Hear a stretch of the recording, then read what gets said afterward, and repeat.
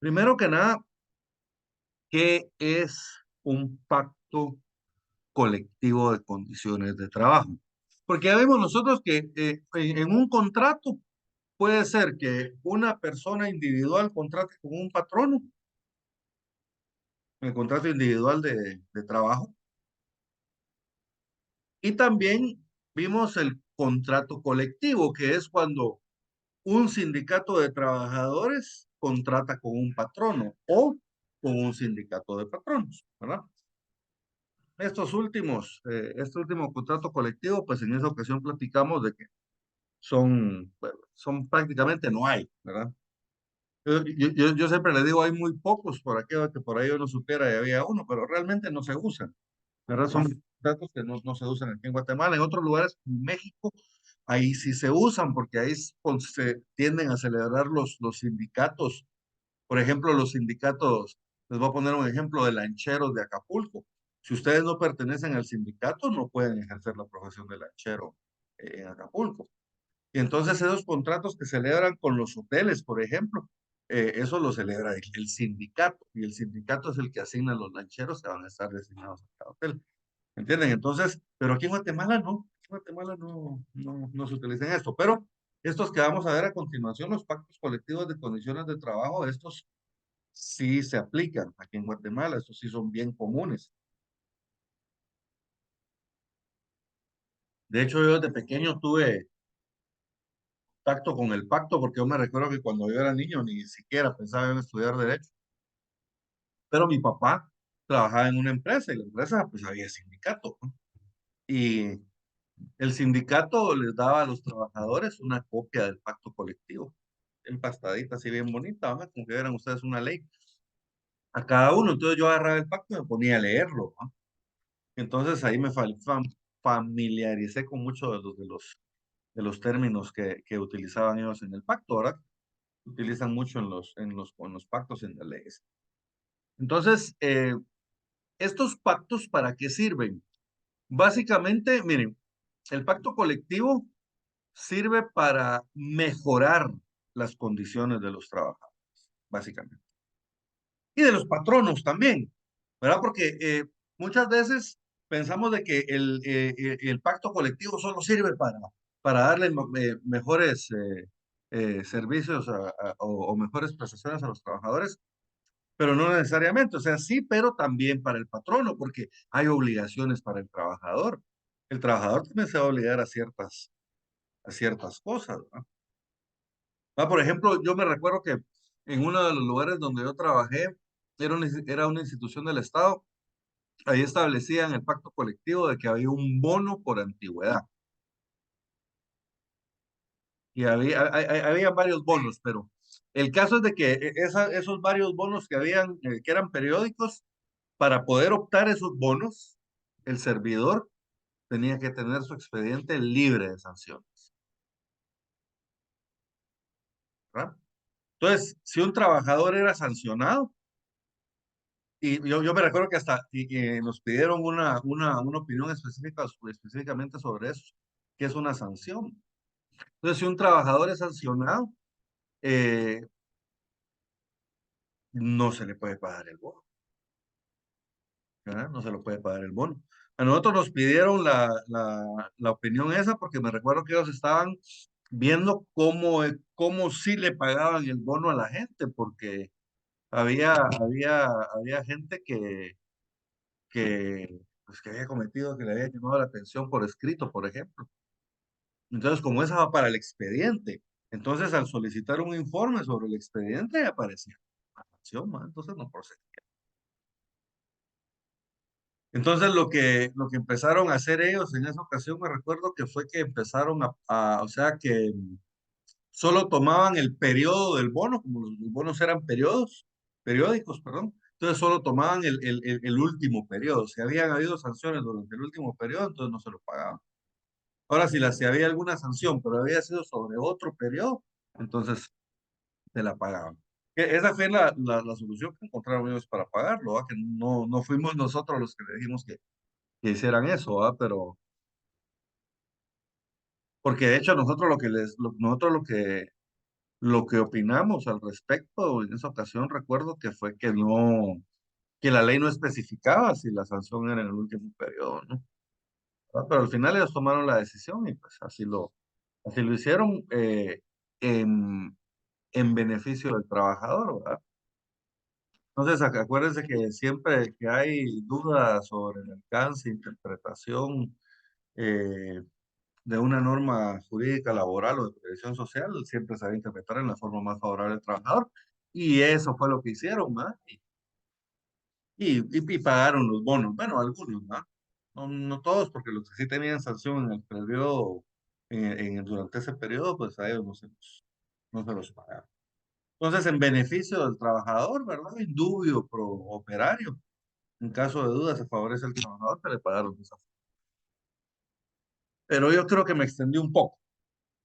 El pacto, entonces, el pacto colectivo de condiciones de trabajo básicamente sirve para regular esas relaciones entre trabajadores y patronos, la forma en que debe prestarse el trabajo y cuáles son las normas relativas a esto. Por eso no les digo yo que solamente son derechos para los trabajadores, sí tienen derechos para los trabajadores, hay beneficios.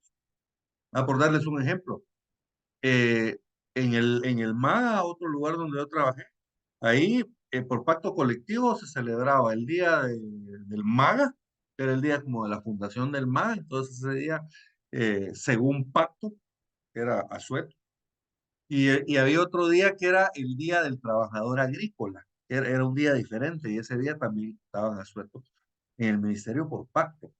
Aparte se creaban bonos, ¿verdad? Se creaban bonos, eh, se creaban ¿qué otros beneficios? Bueno, alguna cuestión sobre el horario de almuerzo y algunas cuestiones así. Entonces, pero también habían obligaciones para los trabajadores. Entonces se establecía, por ejemplo, un horario, ¿verdad? El horario va a ser de tal hora a tal hora. Y el trabajador que no lo cumpla será sancionado y ahí establecía la sanción que se le podría poner al trabajador. Entonces, eh, no solo son derechos para el trabajador, sino que más bien es la regulación de la forma en que se va a realizar el trabajo. Obviamente ahí van a haber beneficios para el trabajador, pero también como el patrón. Por eso les digo, lo que vamos a hacer aquí es normar la forma en que se va a realizar el trabajo, ¿verdad? Tanto por parte del patrono como por parte del trabajo. Artículo 49 establece, y esta es una definición legal. Pacto colectivo de condiciones de trabajo es el que se celebra entre uno o varios sindicatos de trabajadores y uno o varios patronos, o uno o varios sindicatos de patronos con el objeto de reglamentar las condiciones que el trabajo debe prestarse y las demás materias relativas a esto. Entonces, miren, ¿qué regula el sindicato? Bueno, primero se celebra entre uno o varios sindicatos de trabajadores y uno o varios patronos o sindicatos de patronos. ¿Ah? Lo normal, lo más común es entre un sindicato de trabajadores y un patrón, aunque la ley nos da otras opciones ahí. ¿Y cuál es el objeto? Miren, con el objeto no de establecer beneficios para los trabajadores, miren, con el objeto de reglamentar las condiciones en que el trabajo deba prestarse. Miren la primera. Reglamentar las condiciones en que el trabajo deba prestarse y las demás materias relativas a esto. Básicamente eso es el pacto colectivo de condiciones de trabajo. Entonces, esta parte, este primer párrafo, esta es la definición legal de lo que es el pacto colectivo de condiciones de trabajo. Entonces, si les preguntan, ¿qué es un pacto colectivo de condiciones de trabajo? Entonces, es un pacto, es el que se celebra entre uno o varios sindicatos y uno o varios patronos o sindicatos de trabajo, de patronos, y sirve para o tiene por objeto reglamentar las condiciones en que el trabajo deba prestarse y las demás materias relativas a esto.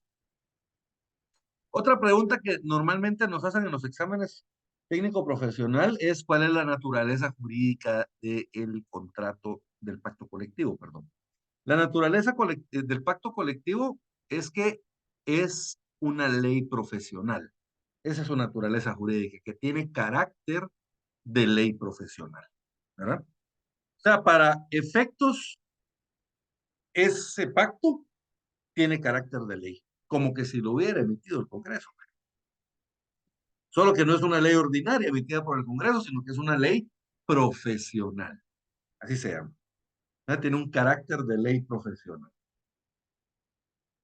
Yo le tengo una anotación, dice naturaleza jurídica, carácter de ley profesional, es decir, obligatorio para todos, ya que es ley para las partes, ¿verdad? Entonces, para todas las partes que están involucradas, ahorita vamos a ver a quiénes afecta el pacto colectivo, pero para todas las personas que están involucradas, la aplicación de este pacto colectivo es obligatoria. Por eso digo como si fuera una ley, como si fuera una ley emitida por el Congreso, solo que no es emitida por el Congreso, sino que es una ley profesional pactada entre el sindicato del pacto. ¿Estamos bien? Pero una vez aprobada, vamos a ver cómo se aprueba, una vez aprobada, tiene efectos de una ley. Se aplica como una ley. Por ejemplo, si a mí no me cumplen los requisitos o, por ejemplo, los derechos que me otorga el pacto colectivo. Les voy a poner un ejemplo. La ley no establece que un trabajador del Estado tenga derecho a un bono profesional, ¿verdad? Ni a un bono por antigüedad, ni a un bono de pescado, por ejemplo. Les estoy poniendo algunos ejemplos que existen dentro de los pactos colectivos.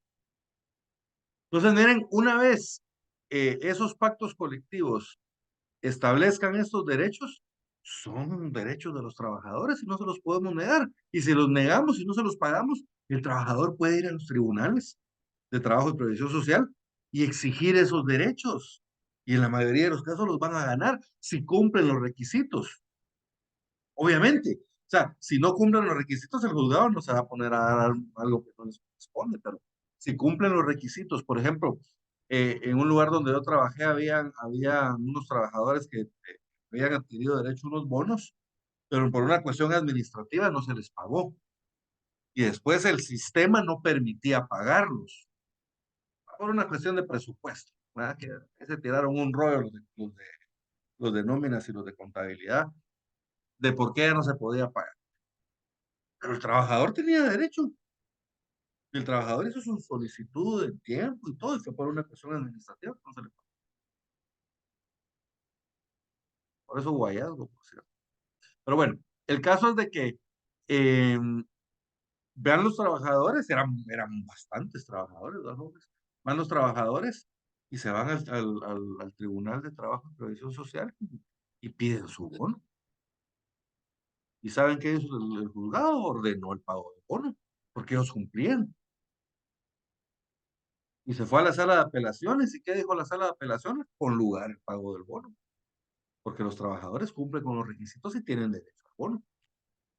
Y entonces eh, pues se metió, ya como hay una sentencia judicial que ordena, entonces ya se metió por el rubro de sentencias judiciales dentro del presupuesto, por ahí se fue. Pero imagínense, los trabajadores tuvieron que pasar 3 años casi para que les pagaran sus bonos a los que tenían derecho, pues, por un error administrativo. Pero lo que el ejemplo se los pongo no con el objeto de hacer ver el error administrativo de la institución, sino que para que vean ustedes de que este derecho lo puede exigir como que si fuera un derecho plasmado en el Código de Trabajo, el trabajador, ¿verdad? Y si el trabajador cumple con los requisitos, el juzgado se los va a poner, ¿verdad? Yo, digamos, los casos que vi que les denegaron, digamos, alguna solicitud relativa al derecho era porque realmente no cumplían los requisitos, ¿verdad? Entonces, les voy a poner un ejemplo. Había un bono que se empezaba a dar a partir de que las personas cumplían 7 años, ¿no? El bono por antigüedad. Entonces, digamos, cuando las personas cumplían 7 años, les daban un bono. Cuando las personas cumplían 10 años, les daban otro bono. Y así, sucesivamente, 15 años y 20, creo yo. Era como el máximo. Entonces, habían personas que tenían 3 años de trabajar ahí estaban exigiendo el bono. Y les dijimos, no se les va a pagar el bono porque ustedes no tienen derecho al bono, porque no cumplen la... Bueno, y ellos necios fueron y demandaron, y al final, ¿qué pasó? Declararon sin lugar. ¿Por qué? Porque no tenían derecho al bono. Entonces, lo que les digo es que si ustedes cumplen con los requisitos, el juez va a aplicar el pacto colectivo como que si fuera una ley, ¿verdad? Por eso es que tiene ese carácter de ley profesional. Miren el segundo párrafo. El pacto colectivo de condiciones de trabajo tiene carácter de ley profesional y a sus normas deben adaptarse todos los contratos individuales o colectivos existentes que luego que luego se realicen en las empresas, industrias o regiones que afecten. Entonces, el pacto colectivo de condiciones de trabajo, una vez autorizado, ¿verdad? Se lleva a cabo la negociación, se ponen de acuerdo y luego hay que seguir un trámite administrativo que lo vamos a ver. Y esto termina con una autorización por parte del Ministerio de Trabajo, la homologación que se llama. Entonces, cuando ya está, bueno, ya hay que publicarlo, vamos a ver el trámite. Pero ya cuando está autorizado el pacto colectivo, este tiene carácter de ley profesional. Entonces, ¿qué quiere decir esto? Que es de carácter de ley y es obligatorio para todos. Y fíjense, pues, todos los contratos que ya existen en el centro de trabajo, supongamos de que yo tengo 80 trabajadores. Entonces, celebramos el pacto colectivo. Una vez nosotros celebremos el pacto, esté autorizado, este pacto tiene carácter de ley para todos, para todas las relaciones de trabajo, aunque no sean parte del sindicato. Igual se ven beneficiados por el pacto colectivo, aunque no sean parte del sindicato que lo negoció. Es más, pueden incluso ser de otro sindicato minoritario, por ejemplo, igual se van a ver beneficiados porque esta beneficia a todos los contratos. Y también a los contratos nuevos. Por ejemplo, si celebró el pacto colectivo y después de celebrar el pacto colectivo contratamos nuevos trabajadores, esos nuevos trabajadores también se ven amparados y beneficiados por el pacto colectivo de condiciones de trabajo. Y obviamente también tienen que cumplir con las obligaciones del pacto colectivo. Lo que les quiero decir es de que afecta a todas las relaciones de trabajo existentes y a todas las relaciones de trabajo que puedan haber en el futuro. ¿Estamos bien con eso? ¿Sí? Luego establece las disposiciones de los artículos 45 al 48, inclusive son aplicables al pacto colectivo de condiciones de trabajo en lo que fueren compatibles con la naturaleza esencialmente normativa de este. Dame un segundo.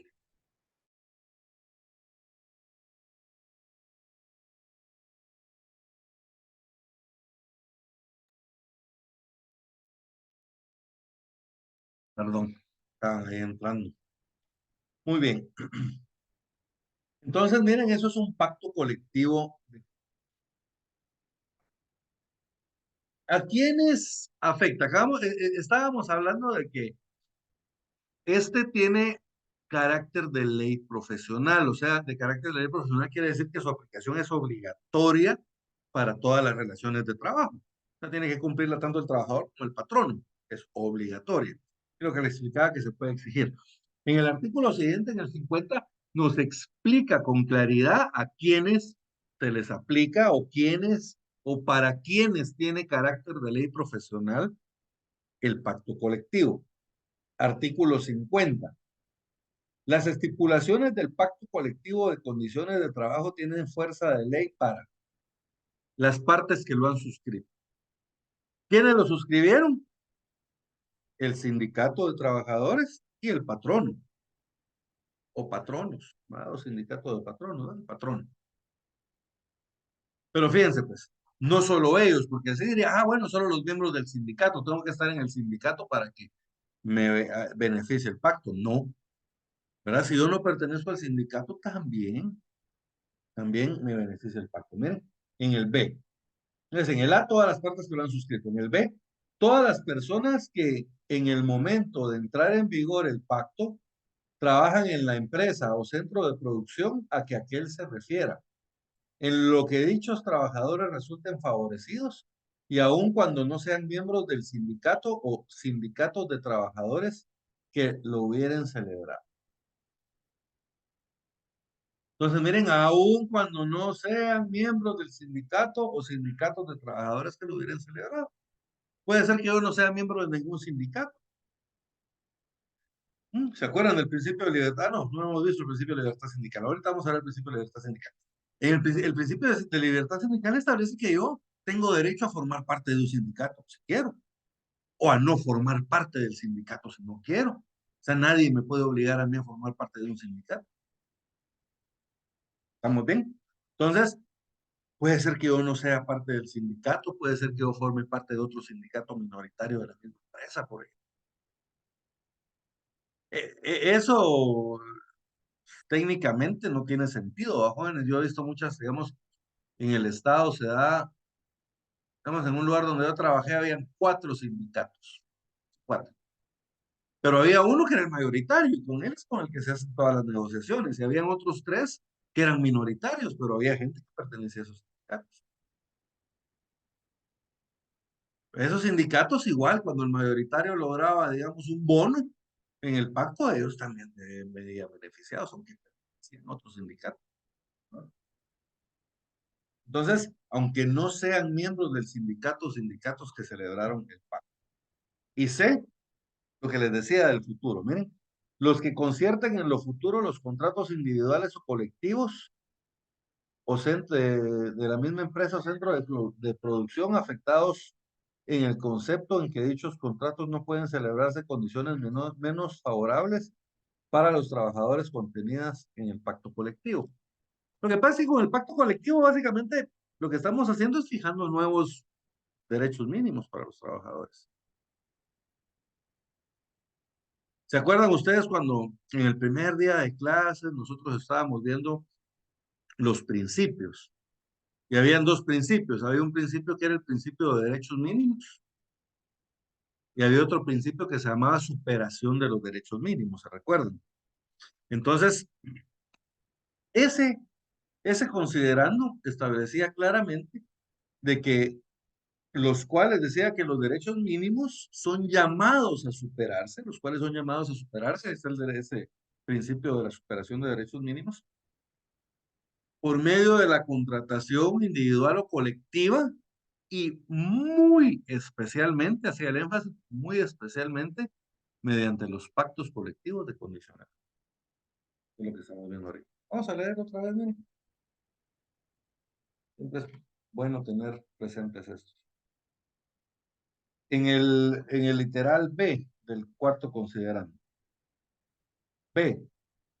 El derecho de trabajo constituye un mínimo de garantías sociales protectoras del trabajador y renunciables únicamente para este, en la parte que nos interesa, miren, y llamadas a desarrollarse posteriormente en forma dinámica, en estricta conformidad con la posibilidad de cada empresa patronal, mediante la contratación individual o colectiva y de manera muy especial por medio de los pactos colectivos de condiciones de trabajo. ¿Ven cómo lo pone aparte? ¿No? La contratación individual y colectiva, y luego coma, y muy especialmente, coma, los pactos colectivos de condiciones de trabajo. O sea, hace ese énfasis, le da esa importancia, ¿verdad? Porque por excelencia, la forma en que vamos a superar esas garantías mínimas de los trabajadores va a ser por medio del pacto colectivo de condiciones de trabajo. ¿Estamos bien? Entonces, mírense, los que conciertan en lo futuro contratos individuales o colectivos dentro de la misma empresa o centro de producción afectados por el pacto en el concepto en que dichos contratos no pueden celebrarse en condiciones menos favorables para los trabajadores que las contenidas en el pacto colectivo. ¿Estamos bien?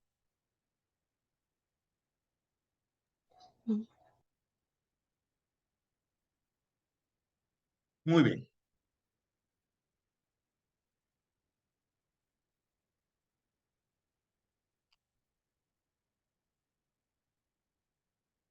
¿Cuándo estamos obligados a negociar un pacto? ¿Cuándo estamos obligados a negociar un pacto colectivo con determinado sindicato? Yo les decía, eh, vamos, con quién negociamos el pacto? El sindicato mayoritario, el que represente más trabajadores, ¿verdad? El que tenga más afiliados al sindicato. Nosotros muy seguido recibíamos solicitudes de negociación de los, de los sindicatos minoritarios, pero digamos, incluso muchas veces de las cosas que pedían eran cosas que ya estaban dentro del pacto, ¿verdad? Pero siempre le respondíamos lo mismo, ¿verdad? Que nosotros pues, estábamos obligados por disposición de la ley a negociar sindicato más mayoritario, ¿verdad? Y por lo tanto, pues, se denegaba la solicitud, ¿verdad? Les teníamos que contestar, porque si no les contestábamos, nos interponían un amparo. Y cuando llegaba algo de amparo, se alborotaba todo el mundo. Entonces, aunque fuera por una cuestión sencilla, porque ese amparo solo era para obligarnos a resolver, que les contestáramos lo que nos estaban pidiendo, ¿verdad? Sí o no, pero les teníamos que resolver. El silencio administrativo es lo que no podemos hacer. Entonces, les teníamos que responder, entonces les respondíamos siempre lo mismo. ¿Verdad que no podíamos nosotros entrar a negociar con ellos porque estábamos obligados por disposición de la ley a negociar con el sindicato mayoritario? Pero bueno, el caso es de que ahorita vamos viendo todas esas normas. Artículo 51, por favor, Tomás.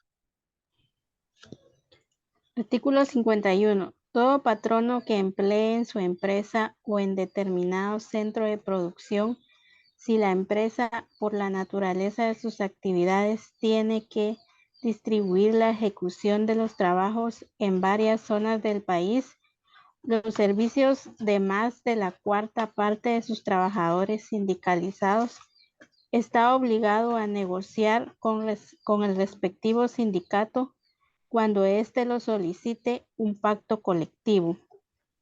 Al efecto se debe observar las siguientes reglas. A. El porcentaje a que se refiere el párrafo anterior se debe calcular sobre la totalidad de los trabajadores que prestan sus servicios en dicha empresa o en centro de producción determinado. Paremos ahí, por B. favor, Tomás. Paremos ahí, porque si no se me va a cansar. Ahorita regresamos al B. Entonces, fíjese, pues todo patrono que emplee en su empresa o determinado centro de producción, si la empresa por la naturaleza de sus actividades tiene que distribuir ejecución de trabajadores en varias zonas, los servicios de más de la cuarta parte de trabajadores sindicalizados está obligado a negociar con el respectivo sindicato cuando éste lo solicite un pacto colectivo. A más de la cuarta parte de los trabajadores sindicalizados. Y luego establece que estas reglas deben observarse eh, las siguientes reglas. A, el porcentaje que se refiere al párrafo anterior debe calcular sobre la totalidad de los trabajadores que prestan sus servicios en dicha empresa o centro de producción. Entonces, del total de trabajadores, la cuarta parte, por lo menos, tienen que pertenecer al sindicato. Luego, B, por favor, Tomás. Si dentro de la misma empresa o centro de producción existen varios sindicatos, el pacto colectivo debe negociarse con el que tenga mayor número de trabajadores, efectuados directamente por la negociación, en cuyo caso no puede celebrarse en condiciones menos favorables para los trabajadores que las contenidas en los contratos vigentes dentro de la propia empresa o centro de producción. Muy bien, paremos ahí. Entonces vamos por partes. Si solo hay un sindicato, supongamos de que solo hay un sindicato en la empresa, para que estemos obligados a negociar el pacto colectivo con ese sindicato, tienen que tener la cuarta parte del total de trabajo, ¿verdad?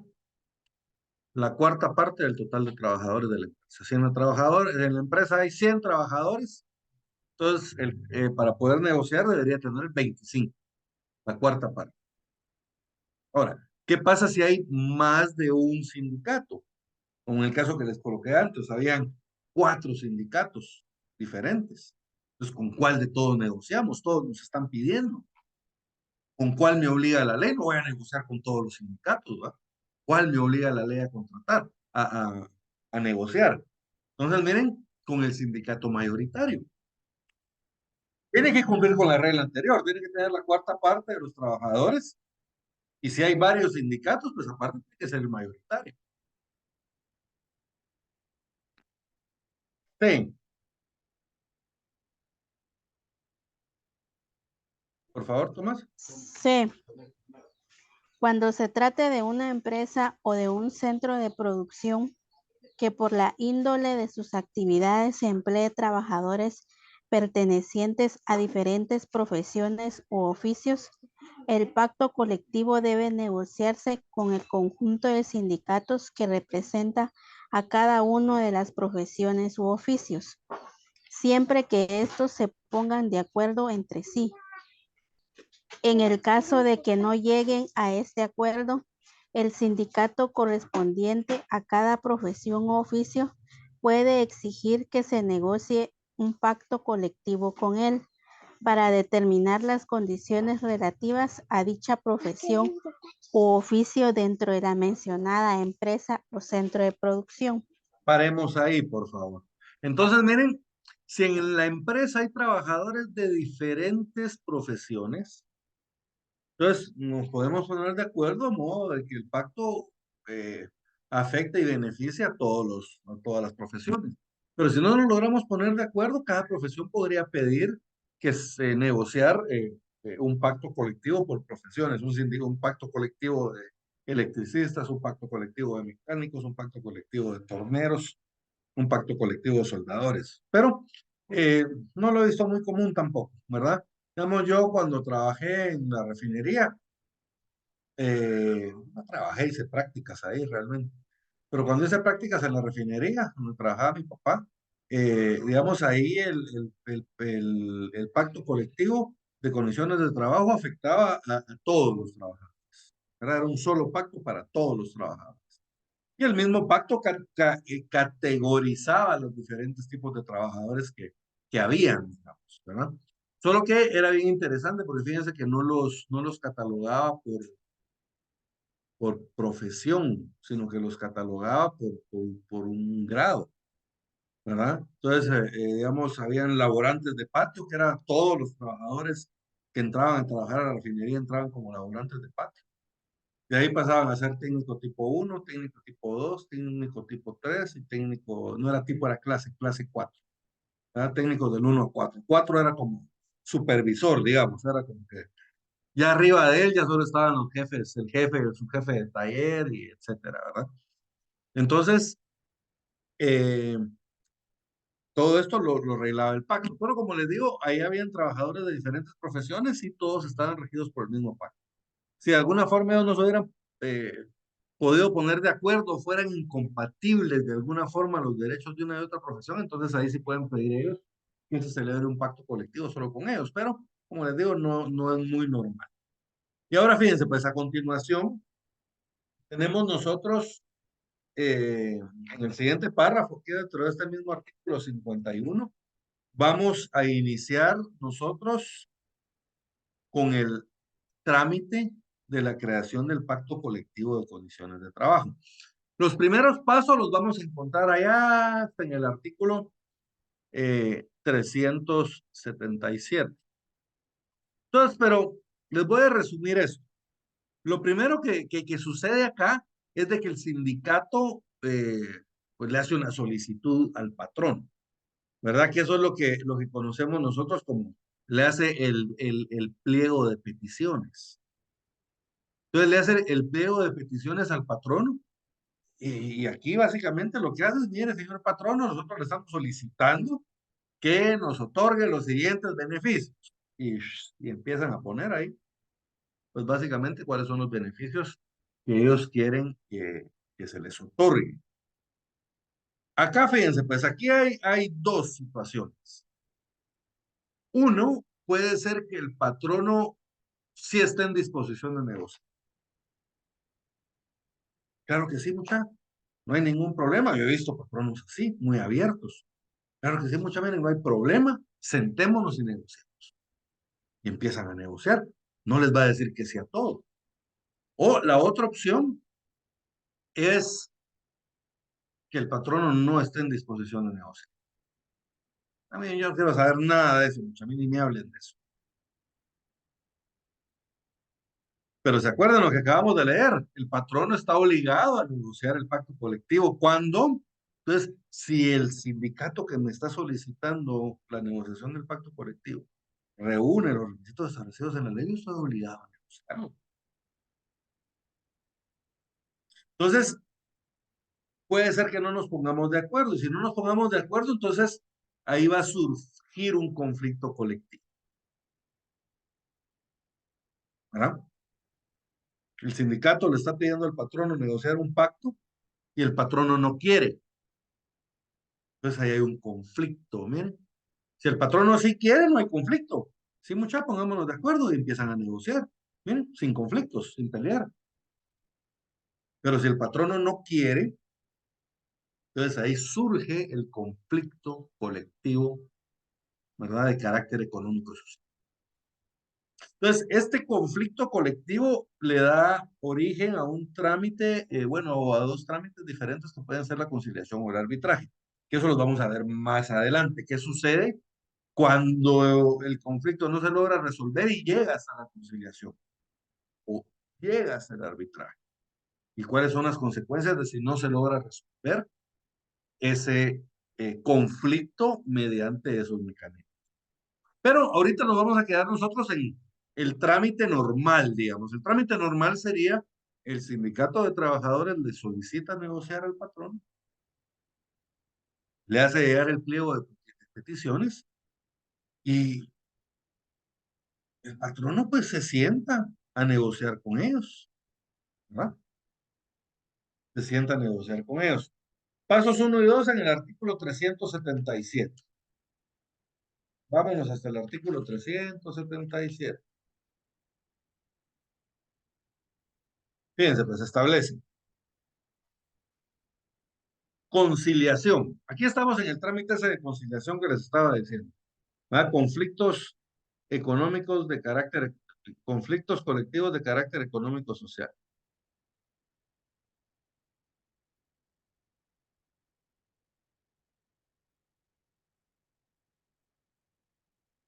Se los voy a leer completo para que tengan un panorama, pero la primera parte habla de trabajadores no sindicalizados y en la segunda parte es donde ya está la solicitud de trabajadores sindicalizados, porque el conflicto colectivo como tal puede surgir tanto de solicitudes de trabajadores sindicalizados como de solicitudes de trabajadores no sindicalizados.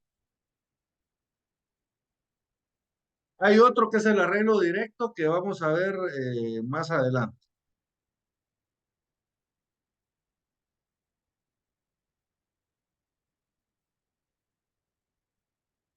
Entonces, 377. Cuando en un lugar de trabajo te produzca una cuestión susceptible de provocar una huelga o paro, muchas veces los movimientos de huelga empiezan por ahí, por una solicitud de negociar un pacto colectivo o una solicitud de incluir ciertos derechos en el pacto colectivo.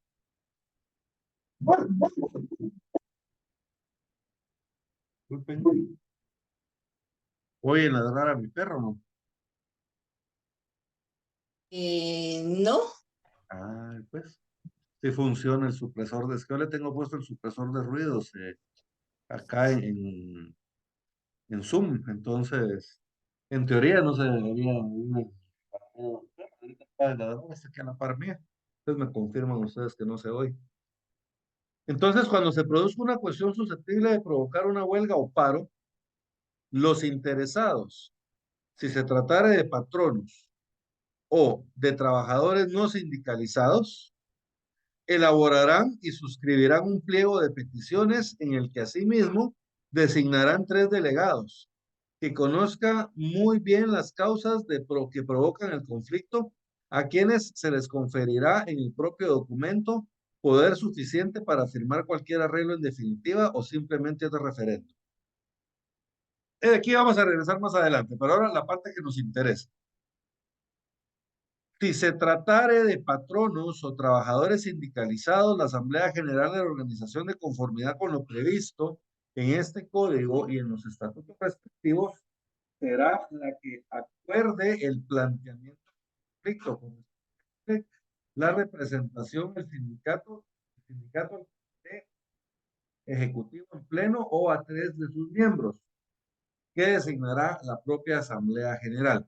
Entonces, acá estamos hablando de el inicio de la conciliación, pero acá es donde se establece que se va a establecer el pliego de peticiones que se van a hacer a los patronos. Entonces, el primer paso es elaborar un pliego de peticiones al patrono, y el segundo paso es que se va a nombrar a los miembros del sindicato que van a representar a los trabajadores en la negociación, ¿verdad? Puede recaer en el comité ejecutivo del sindicato.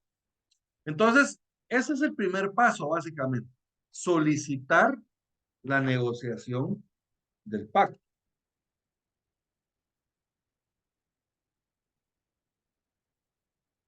Esperen ustedes porque ahora ya se me perdió el pacto.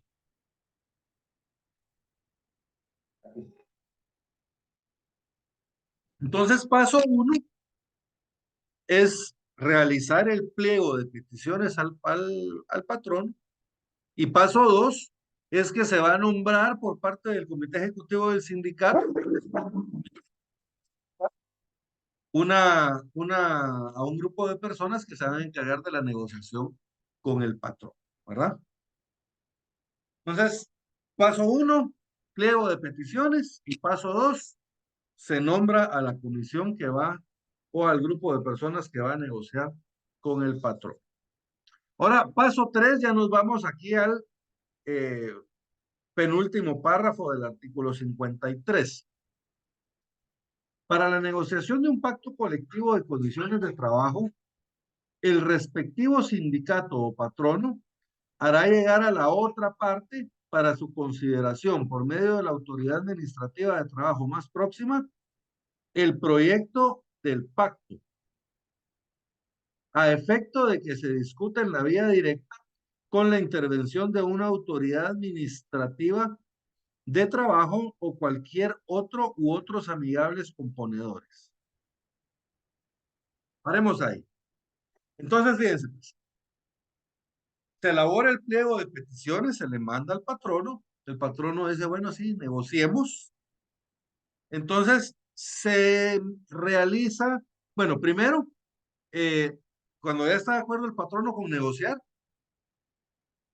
el trabajador o el sindicato de trabajadores, mejor dicho, le va a enviar una minuta, ¿verdad? Que contenga la base del pacto colectivo que ellos quieren que se apruebe. Es como el proyecto, digamos, el proyecto del pacto.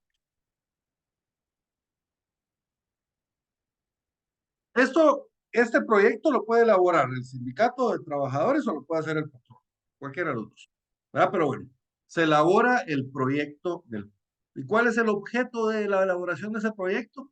Que se discute en la vía directa. En la vía directa quiere decir que se sientan el patrono y el trabajador y negocian frente a frente, llevan la negociación del pacto, ¿verdad? Yo me recuerdo que en el MAGA iba el director de recursos humanos, el administrador general en representación del despacho y unos abogados que eran asesores del, de recursos humanos y de asesoría jurídica. Y por parte del sindicato llegaban tres miembros del comité ejecutivo y un abogado. Eran dos abogados, pero llegaba uno, llegaba el otro, era muy raro que llegaran los dos. Y ellos eran los que se sentaban a negociar. Ellos eran los que se sentaban a negociar. Permítanme.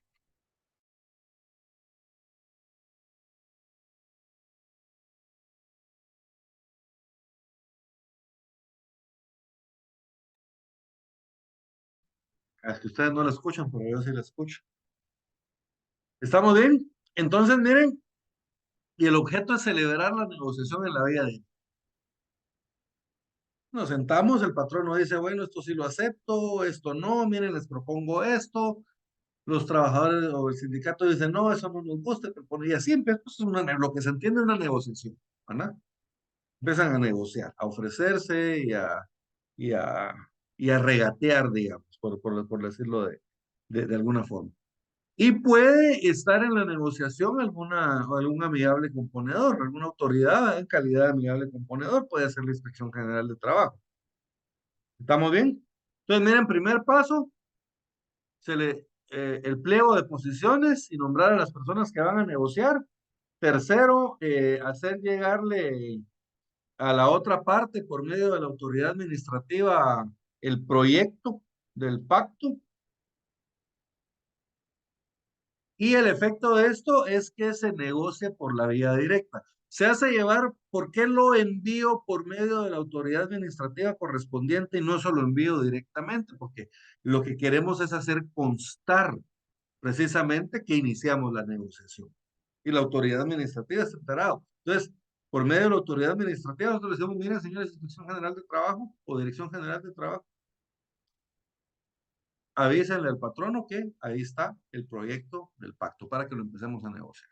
Entonces, la autoridad administrativa se lo va a hacer llegar al patrono y la idea es empezar la negociación del pacto. ¿Estamos bien? Si transcurridos 30 días después de presentada la solicitud por el respectivo sindicato o patrono, las partes no han llegado a un acuerdo pleno sobre las estipulaciones, cualquiera de ellas puede acudir a los tribunales de trabajo planteando el conflicto colectivo correspondiente para que se resuelvan el punto o puntos en discordia. Entonces, miren, desde el momento en que notificamos a la otra parte, como les dijo, esto lo puede iniciar el patrono o lo puede iniciar los trabajadores, el sindicato, ¿verdad? Normalmente es el sindicato el que lo inicia, pero lo podría iniciar el patrono. Entonces, cuando la parte que lo inicie le pide a la autoridad administrativa que le notifique a la otra que inició la negociación, que ahí va el proyecto del pacto colectivo, ahí empieza a contar el tiempo, miren, para negociar. Tenemos 30 días para negociar. En 30 días se supone que nosotros deberíamos de llegar a un acuerdo pleno. ¿Qué quiere decir pleno? Que nos tenemos que poner de acuerdo en todos y cada uno de los puntos. No tiene que haber discordia o conflicto en ninguno. Pleno. Ahora, si no nos pusimos de acuerdo, si hay algún punto o puntos en los que no estamos de acuerdo, o tal vez en ninguno, ¿verdad? He visto casos en que no avanzan las negociaciones en ningún punto. Entonces, cualquiera que sea el caso, ya sea que no avance en ningún punto o hay algún punto o algunos puntos en discordia, entonces se puede aprobar, digamos, la parte que es que sí estamos de acuerdo y en cuanto a los demás puntos, bueno, se va a pedir la intervención del juzgado de trabajo y previsión social constituido en un tribunal de conciliación o de arbitraje según sea el caso, ¿verdad? A eso es lo que se refiere con que se va a plantear un conflicto colectivo. Entonces, por eso es que fuimos nosotros allá al 377 a ver el inicio. Hacemos la solicitud, nombramos a las personas que van a negociar y aquí pueden pasar dos cosas. ¿Se acuerdan? El patrono si quiere negociar o no quiere negociar. O sí quiso negociar, pero no se puso de acuerdo en todos los puntos. Entonces, si no estamos de acuerdo en algún punto, podemos plantear el conflicto colectivo. Pero ahí nos vamos allá el trámite que estaba a continuación del 377, que lo vamos a ver más adelante. Si el patrono sí quiere negociar, aquí mantengámonos que el patrono sí negoció. El patrono sí negoció y llegamos a un acuerdo. Ya nos logramos poner de acuerdo con el patrón. Ya sabemos que si no nos pusimos de acuerdo en algún punto, podemos plantear el conflicto colectivo para resolver ese punto. Para el efecto de ser posible, junto con el pliego de peticiones se presentará la comprobación de los puntos convenidos, especificándose en dicho pliego aquellos otros respecto a los cuales no hubo acuerdo. Si no se pudiera presentar tal comprobación en el pliego de peticiones, se harán constar los puntos en que existe conformidad y en los que no la hay, a fin de que el Tribunal de Conciliación pueda comprobar estos extremos. Eso en el caso de que no estuviéramos de acuerdo, ¿verdad? En algún punto o punto. El procedimiento que se seguirá en este caso es el contemplado en el título 10º de este código, que es el trámite de la conciliación, que vamos a ver más adelante. Ese es uno de los conflictos colectivos que se van a plantear. ¿Estamos bien? Entonces, miren, paso 1, se hace el pliego de peticiones. Paso 2, se nombra a las personas que van a negociar. Paso 3, se le hace llegar a la otra parte el proyecto, ¿verdad? El pacto colectivo. Paso 4, negociación en la vía directa. Si no nos ponemos de acuerdo en algún punto, ya vimos que vamos a la conciliación. Pero ¿qué pasa si sí nos pusimos de acuerdo? Llegamos a la negociación. Miren, nos pusimos de acuerdo en todos y cada uno de los puntos que estábamos proponiendo.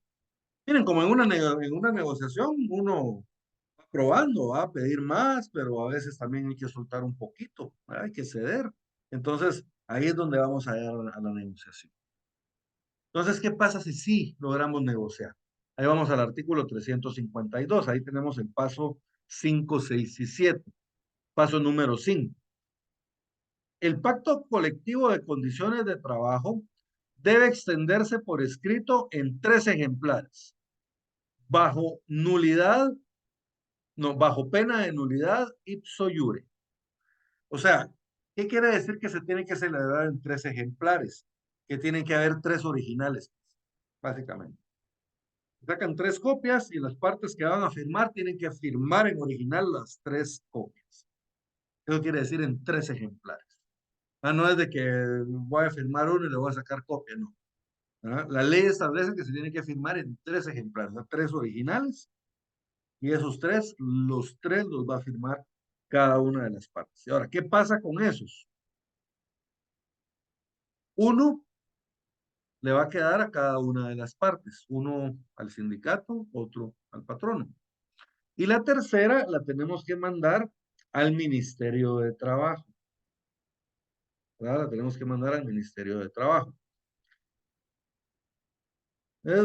Y esto bajo pena de nulidad. Digamos, si no lo extendemos en las 3 copias originales, el contrato es nulo ipso iure, nulo de pleno derecho. No nace la vida jurídica. Cada una de las partes debe conservar un ejemplar. Y el tercero ha de ser enviado al Ministerio de Trabajo y Previsión Social, directamente o por medio de la autoridad de trabajo más cercana. Entonces, miren, la tercera copia es para remitirla al Ministerio de Trabajo y Previsión Social. Y lo vamos a hacer directamente, por ejemplo, si estamos aquí en la capital, pues lo podemos ir a dejar directamente al Ministerio de Trabajo y Previsión Social. Pero si estamos en algún otro departamento, lo vamos a ir a dejar a la autoridad de trabajo más cercana. Digamos, en todos los departamentos hay oficinas de la Inspección General de Trabajo, entonces lo vamos a dejar en la Inspección de Trabajo y ellos lo van a remitir al Ministerio de Trabajo. ¿Estamos bien?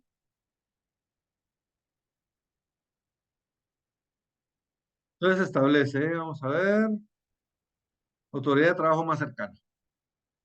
El pacto empezará a regir en cualquier momento posterior al de su recibo en el Ministerio de Trabajo y Previsión Social, a cuyo efecto el funcionario a quien corresponde entregar la copia debe dar una constancia de que ella ha llegado a sus manos. Entonces, fíjense, pues esto es importante porque ¿cuándo empieza a regir el pacto? En cualquier momento, establece la ley, en cualquier momento después de que se presente al Ministerio de Trabajo y Previsión Social, ¿verdad? O sea que nosotros podríamos decir, por ejemplo, podríamos poner en el pacto, el presente pacto cobra vigencia el día lunes 16 de julio de 2023. Entonces, a partir del lunes de 16 de julio, miren, cobra vigencia el pacto. Pero resulta que el pacto nosotros el jueves 13 lo presentamos en el Ministerio de Trabajo, ya presentado. Y ojo, no está homologado todavía. Pero la ley establece que va a entrar en vigencia en cualquier momento después de que sea presentado en el Ministerio de Trabajo. Y para eso a mí me van a extender una constancia de recibo. Normalmente le sacamos una copia y esa copia nos la sellan de recibo.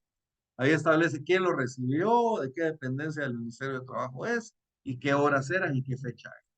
¿Estamos bien? Entonces ahí empieza a cobrar vigencia. Miren, de nuevo, el pacto puede. O sea, podríamos ponerle el presente pacto cobrará vigencia desde el momento de su homologación. Podría también. Pero establece el pacto puede empezar a regir en cualquier momento posterior, o sea, después de su recibo en el Ministerio de Trabajo y Previsión Social, a cuyo efecto el funcionario a quien corresponda entregar la copia debe dar constancia de que ella ha llegado a su mano. ¿Para qué mandamos el pacto colectivo al Ministerio de Trabajo y Previsión Social? Pues para que el ministerio proceda a homologar. ¿Qué es la homologación? La homologación del pacto. Hay otro tipo de homologaciones, ¿verdad, jóvenes? Por ejemplo, los procedimientos de jurisdicción voluntaria, hay ciertos procesos en que el juez homologa las resoluciones del notario. Pero aquí nos estamos refiriendo a una homologación del pacto colectivo de condiciones de trabajo. ¿Qué es eso? Entonces, si quieren, anoten. La homologación es el acto por medio del cual, homologación es el acto por medio del cual el Ministerio de Trabajo y Previsión Social es el acto por medio del cual el Ministerio de Trabajo y Previsión Social confirma un pacto colectivo de condiciones de trabajo,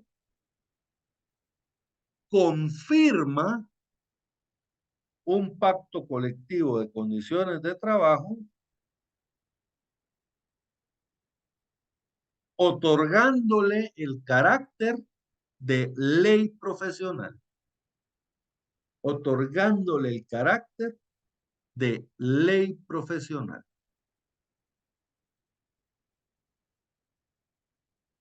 otorgándole el carácter de ley profesional. Entonces, miren, la homologación es esa confirmación. O sea, nosotros ya estamos de acuerdo. Se lo mandamos al Ministerio de Trabajo para que el Ministerio de Trabajo lo confirme. Pero, ¿qué es confirmarlo? Ellos no se van a meter a ver si están de acuerdo o no con lo que negociamos, sino que ellos lo que deben determinar es si el pacto al que nosotros llegamos, alguna parte de los pactos, no es contrario a la ley, ¿verdad? Entonces el Ministerio de Trabajo revisa todos los artículos y si ninguno de los artículos entra en conflicto con la ley, no se están violando los derechos de los trabajadores, por ejemplo. Entonces ellos lo van a homologar. Pero, por ejemplo, si estableciera que el trabajador deberá laborar una jornada de 20 horas, entonces obviamente el ministerio no es, está violando un derecho del trabajador. Pero ¿entienden? Ellos revisan y si no se están violando derechos de los trabajadores y todo está conforme a la ley, entonces vamos a proceder eh, a, a homologar. ¿Y cómo homologa el Ministerio de Trabajo y Previsión Social? Por medio de un acuerdo ministerial. Por lo tanto, eso se mete en el acuerdo ministerial número 425-2023, por medio del cual se homologa el Pacto Colectivo de Condiciones de Trabajo, y ahí sigue, ¿no? Entonces, mediante un acuerdo ministerial, ellos proceden a homologar el pacto. Al momento de que ese pacto colectivo está homologado, entonces adquiere ese carácter de ley profesional y por lo tanto es obligatorio para todas las partes su aplicación. ¿Estamos bien? Miren, 7. Homologación, en el último párrafo. El Ministerio de Trabajo y Previsión Social debe estudiar el texto del pacto sin pérdida de tiempo y en caso en que se contenga alguna violación a las disposiciones del presente código o de sus reglamentos o de las leyes de previsión social, debe ordenar a las partes ajustarse a las disposiciones de ley. ¿Estamos bien?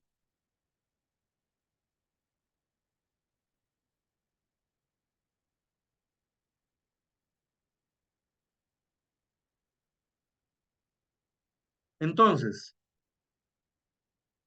si no viola la ley, el juez, el Ministerio de Trabajo homologa. Si hay algún artículo, alguna violación, alguna disposición que viole la ley, entonces va a ordenar que se corrija y después, pues corregido, pues va a hacer la homologación. ¿Qué debe contener el pacto colectivo de condiciones de trabajo? Artículo 53. El pacto colectivo de condiciones de trabajo, en el pacto colectivo de condiciones de trabajo debe estipularse lo relativo a las profesiones, oficios, actividades y lugares de trabajo que corresponden, ¿verdad? Por ejemplo, si en este se incluyen a todos los trabajadores, ¿verdad? De tal y tal profesión, oficio. Por ejemplo, ¿cuál es el centro? Digamos, la refinería, ellos tenían solo un centro de trabajo. Es aplicado a los trabajadores del centro de trabajo, pero, por ejemplo, hay otros trabajadores que laboran no, miento. La refinería tenía dos centros de trabajo. Tenía refinería en Escuintla y tenía en la central de, ay Dios, de carga y descarga en el puerto San José. Entonces, había ahí una estación también donde había poco personal, pero ellos también eran afectados o beneficiados por el pacto colectivo. Entonces, se va a establecer a qué centros de trabajo aplique, porque puede ser, por ejemplo, les voy a dar un ejemplo, la Coca-Cola es tan grande, entonces ellos tienen fábricas en diferentes sedes del país, en diferentes regiones. Entonces, pudiera ser de que hubiera un sindicato de trabajadores de la Coca-Cola del suroccidente, trabajadores de la Coca-Cola del sur, trabajadores de la capital y así, ¿va? Entonces, podrían estar organizados por centros de trabajo. Entonces, por eso debe especificar el pacto a qué centros de trabajo afecta, a qué profesiones de trabajadores y a qué centros de trabajo afecta. ¿Estamos bien? B. En el B, esto tiene que ver con el ámbito temporal, o sea, el tiempo de validez del pacto colectivo. Acá no va a ser menos de un año ni más de 3, ¿verdad? Dentro de esos límites podemos negociar nosotros la vigencia del pacto, pero no menos de un año ni más de 3. La duración del pacto, el día en que debe comenzar a regir, es entendido en que no puede fijarse su vigencia por un plazo menor de un año ni mayor de 3, pero en cada ocasión se entiende prorrogado automáticamente durante un periodo igual al estipulado. Si ninguna de las partes lo denuncia, por lo menos con un mes de anticipación al respectivo vencimiento. Entonces, fíjense, pues, aquí hay algo bien interesante. Y a veces lo leemos y pasa por alto, porque como lo que está regulando acá es el tiempo, el ámbito temporal del pacto, pasamos por alto lo que dice la segunda parte del parrafito. Leámoslo de nuevo. Entonces, miren, entendido que no puede fijarse su vigencia por un plazo menor o mayor de 3. Oigan esto. Pero en cada ocasión se entiende prorrogado automáticamente por un periodo igual al estipulado, si ninguna de las partes lo denuncia, por lo menos un mes de anticipación al respectivo vencimiento. ¿Qué quiere decir esto? Si nosotros no negociamos un nuevo pacto, la vigencia del pacto cobra validez por un tiempo igual. Supongamos que nosotros pactamos un pacto colectivo por 2 años y el pacto colectivo se vence el día de hoy, 15 de julio de 2023. Entonces se supone que un mes antes de la fecha de vencimiento, cualquiera de las partes, el patrono o los trabajadores, presenta la denuncia del pacto. Ahorita vamos a ver qué es la denuncia. Pero presenta la denuncia del pacto. Esa la puede presentar cualquiera de las dos partes. Denuncia el pacto. La denuncia, para lo que sirve es solo para manifestar la voluntad o el deseo de negociar un nuevo pacto. Entonces, para eso sirve, para que entremos en una negociación de un nuevo pacto con la otra parte. Pero si nosotros no denunciamos, si ninguna de las dos partes denuncia, el pacto automáticamente cobra vigencia por 3 años más. Ahí me decía un patrón en un lugar donde trabajé, no, pero si mire, el pacto ya venció. Entonces ya no está vigente. No, le decía yo, el pacto, si usted no negoció un nuevo pacto, dejó que el plazo se venciera sin negociar uno nuevo, la consecuencia es que el pacto vuelve a regir por un plazo igual, por otros 2 años. Y si después de esos 2 años no negociamos, vuelve a regir por otros 2 años y sucesivamente. ¿Te recuerdan lo que les dije al principio? ¿Para qué sirve el pacto? Para superar los derechos mínimos de los trabajadores, los cuales son llamados a superarse de forma muy especialmente por los pactos colectivos de condiciones de trabajo.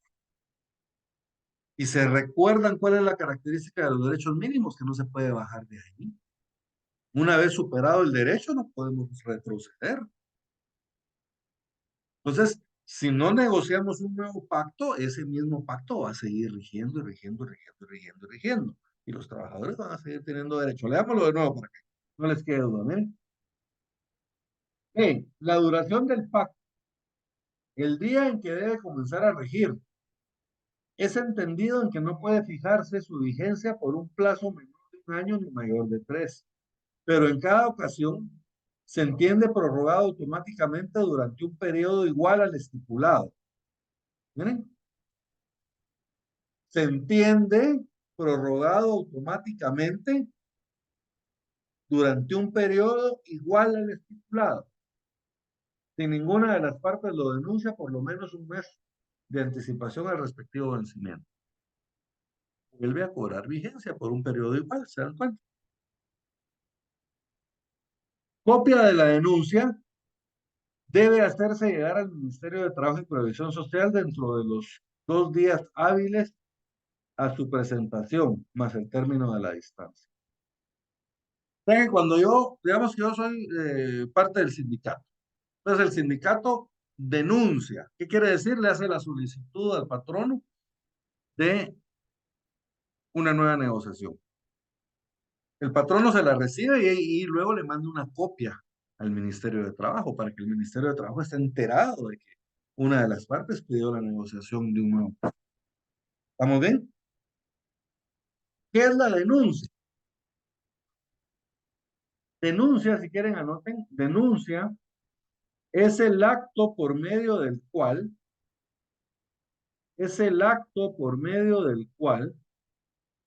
cualquiera de las partes de un pacto colectivo de condiciones de trabajo, cualquiera de las partes de un pacto colectivo de condiciones de trabajo, manifiesta su deseo de negociar uno nuevo. Manifiesta su deseo de negociar uno nuevo.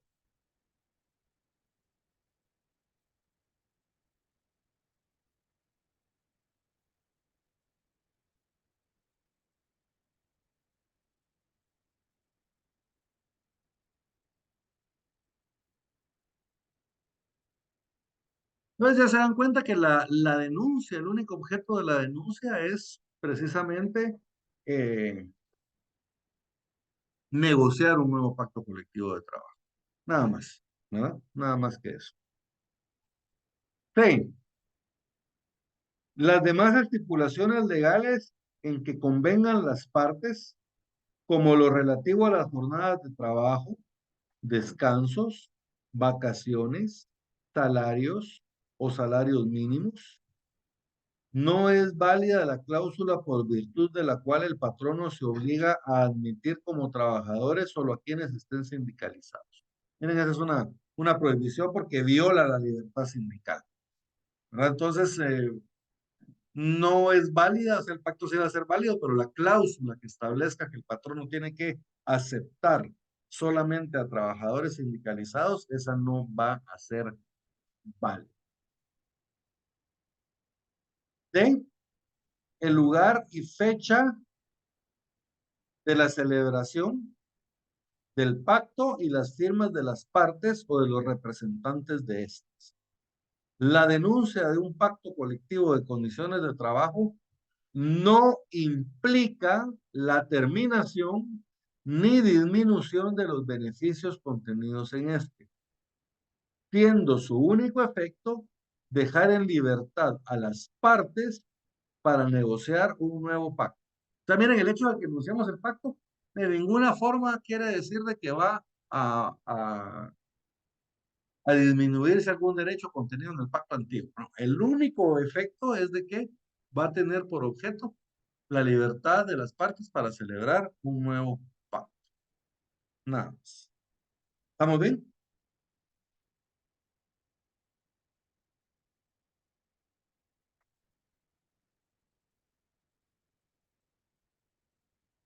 Luego tenemos otros pactos colectivos que se llaman pactos colectivos de industria, de actividad económica o de región determinada. De industria, esto es cuando el pacto se refiere a trabajadores de diferentes empresas, pero que pertenecen a una misma industria. Por ejemplo, que hubiera un sindicato de trabajadores de la industria azucarera. Pues miren, en este sindicato puede ser que existan trabajadores de distintas empresas, del sindicato de trabajadores del Ingenio Pantaleón, sindicato de trabajadores del Ingenio Concepción, del Ingenio Santa Ana, etcétera. ¿No? Porque es un sindicato de industria, ese no está organizado por la empresa en que trabajan los trabajadores, sino que están organizados por la industria a la que pertenecen estas empresas. Ahorita vamos a ver los requisitos. ¿Cuántas empresas de determinada industria tienen que haber para que se pueda considerar un sindicato de industria? Pero a eso se refiere, a una industria azucarera, por ejemplo, o a una industria tabacalera o una industria ganadera. ¿Estamos bien? Entonces puede ser de cualquiera de esas formas.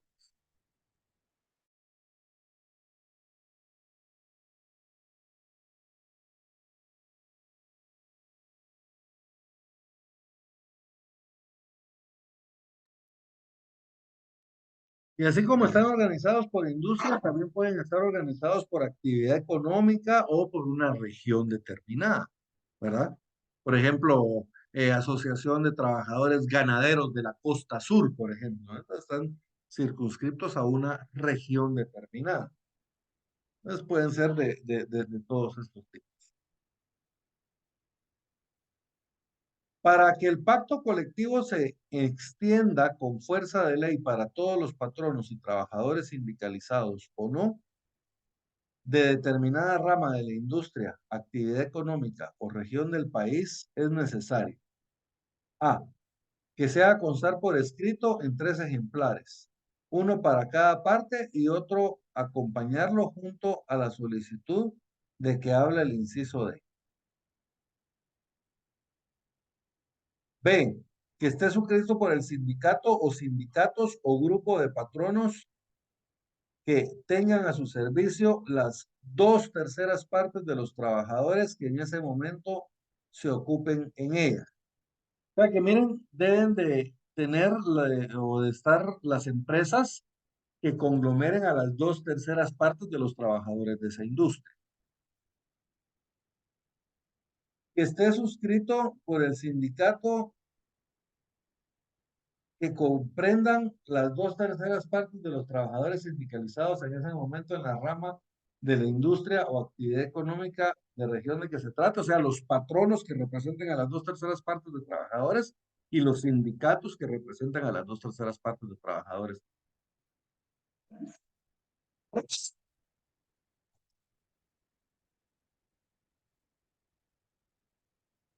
D, que cualquiera de las partes dirija una solicitud escrita al Ministerio de Trabajo y Previsión Social para que, si el organismo ejecutivo lo cree conveniente, declare su obligatoriedad.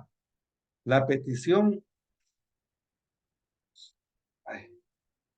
la petición, si reúne los requisitos a que se refieren los incisos B y C, debe ser publicada inmediatamente durante 3 veces consecutivas en el Diario Oficial y en uno de los periódicos de propiedad particular de mayor circulación en la República, concediendo un término improrrogable de 15 días contados a partir de la última publicación para que cualquier patrono o sindicato de trabajadores que resulte directa o indudablemente afectado formule oposición razonada contra la extensión obligatoria de pacto. Que transcurrido dicho término sin que se formule oposición o desechadas las que se hayan presentado, el organismo ejecutivo emita acuerdo declarando su obligatoriedad en lo que no se oponga a las leyes de interés público y de carácter social vigente y la circunscripción territorial, empresas o industrias que ha de abarcar. Es entendido que el pacto colectivo declarado de extensión obligatoria debe aplicarse a pesar de cualquier disposición en contrario contenida en los contratos individuales o colectivos que las empresas que afecte tengan celebrados, salvo en aquellos puntos en que las estipulaciones de estos contratos sean más favorables para los trabajadores. Luego hay otro párrafo que establece para los efectos de este inciso, cuando se presenta una oposición en tiempo, el Ministerio de Trabajo y Previsión Social debe dar audiencia por 10 días comunes a quien la haga y a los signatarios del pacto para que todos aleguen lo que crean pertinente. En este término, se empieza a contar desde el día siguiente a aquel en que se practicó la última notificación o aviso personal por un inspector de trabajo y una vez transcurrido el mencionado ministerio, debe emitir dictamen definitivo. En caso de declarar con lugar la oposición, debe procurar avenir a las partes sometiéndoles a un nuevo proyecto de pacto colectivo. Y es aprobado por este, debe ser decretado de extensión obligatoria en los términos a que se refiere el párrafo anterior. La duración del pacto aquí cambia un poquito. Este no puede ser menor de 1 año ni mayor de 5. El organismo ejecutivo debe fijar el plazo durante el cual ha de regir el pacto, que no puede ser menor de 1 año ni mayor de 5. Dicho plazo se debe prorrogar automáticamente en cada ocasión durante un periodo igual al fijado, si ninguna de las partes expresa en memorial dirigido al Ministerio de Trabajo y Previsión Social con 1 mes de anticipación por lo menos al respectivo vencimiento su voluntad de dar por terminado el pacto. Se dan cuenta que el efecto de la denuncia aquí es diferente. Allá si no denunciábamos, el pacto seguía rigiendo. Aquí igual. Si no denunciamos, el pacto sigue rigiendo por otro periodo igual. Pero en el pacto colectivo de empresa, si nosotros denunciábamos el pacto, el objeto era negociar uno nuevo, pero no se perdía ningún derecho. En cambio aquí, si se dan cuenta ustedes, el objeto de, cuando se trata de un pacto colectivo de industria o de región, la denuncia lo que busca es terminar el pacto. O sea que este pacto sí puede terminar, ¿no? Por lo menos al respectivo vencimiento, tu voluntad de dar por terminado el pacto. O sea que lo que denunciamos aquí es dar por terminado el pacto. En caso de denuncia hecha en tiempo por cualquiera de las partes, el pacto colectivo deja de regir en el momento en que transcurre el plazo estipulado. ¿Vamos bien hasta acá? ¿Sí? Y entonces con eso estaríamos terminando los pactos colectivos de condiciones de trabajo. En el siguiente capítulo tenemos lo relativo a los reglamentos interiores de trabajo. que esta también es una forma de normación. Con los reglamentos interiores de trabajo lo que sucede es de que el patrono unilateralmente emite el reglamento. Obviamente, este tiene que estar, o sea, no basado en la ley, sino que no puede violar la ley. O sea que el patrono, dentro de los márgenes establecidos en la ley, el patrono puede establecer eh, el reglamento interior de trabajo. Por ejemplo, podría establecer causas para terminación del contrato del trabajo, por ejemplo, ¿verdad? Aparte de las que están acá, ¿verdad? Por ejemplo, que hubieran algunas específicas por el giro de la empresa. Entonces, él podría establecer esas en el reglamento interior de trabajo. Entonces, la idea es de que el reglamento lo que va a establecer son las normas de realización del trabajo, los horarios de entrada, horarios de salida, horario de comida, cuáles son los diferentes tipos de jornadas que hay, los diferentes tipos de trabajos que hay, las normas de seguridad que hay que seguir, etcétera, ¿verdad? Pero esta no la negocia directamente el patrón con el trabajador, sino que esto lo emite unilateralmente el patrón. Y cuando ya lo tiene emitido, entonces lo tiene que comunicar a los trabajadores. Tiene que hacer saber para que los trabajadores sepan cuál es el reglamento interior de trabajo. Por ejemplo, si usted falta, por darles un ejemplo, si usted tiene 5 días, 5 llegadas tarde en el mes, a usted se le va a hacer la primera vez una sanción verbal, por ejemplo, una amonestación verbal. La segunda vez que lo haga, se le va a hacer una amonestación por escrito. La tercera vez va a ser una suspensión por 5 días. Y la siguiente vez despido. Entonces, eso lo podemos normar en el reglamento interior del trabajo. Entonces, la idea es normar todas las normas que se van a aplicar a la realización del trabajo determinado. Entonces, miren, reglamento interior de trabajo. Silvia, por favor, artículo 57. Artículo 57. Reglamento interior de trabajo es el conjunto de normas elaborado por el patrono de acuerdo con las leyes, reglamentos, pactos colectivos y contratos vigentes que lo afecten, con el objeto de preparar y regular las normas a que obligatoriamente se deben sujetar él y sus trabajadores con motivo de la ejecución o prestación concreta del trabajo. No es necesario incluir en el reglamento las disposiciones contenidas en la ley. Entonces, miren qué va a contener el reglamento interior de trabajo.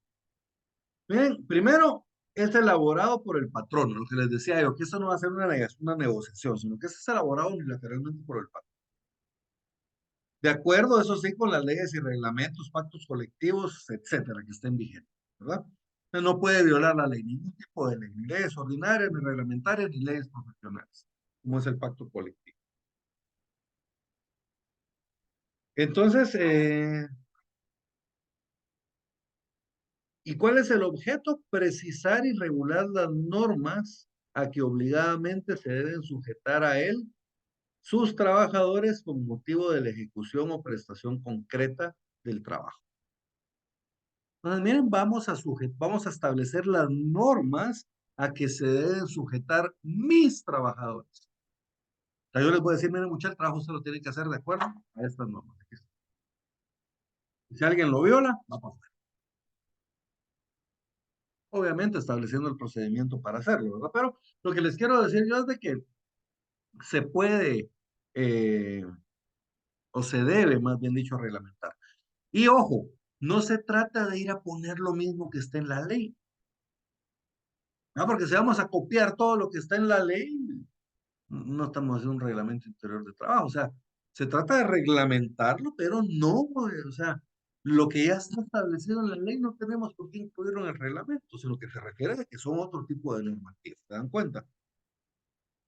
No es necesario incluir en el reglamento las disposiciones contenidas en la ley. O sea, si ya está en la ley, ¿para qué lo vamos a agregar al reglamento interior de trabajo? Todo patrón, en el artículo 58, todo patrón que ocupe en su empresa permanentemente 10 o más trabajadores queda obligado a elaborar y poner en vigor su respectivo reglamento interior de trabajo. ¿Vamos bien? Entonces, si hay 10 o más trabajadores, estamos obligados a tener un reglamento interior de trabajo.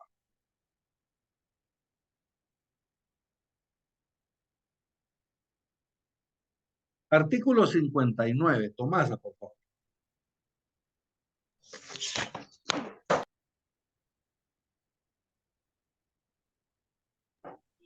Artículo 51.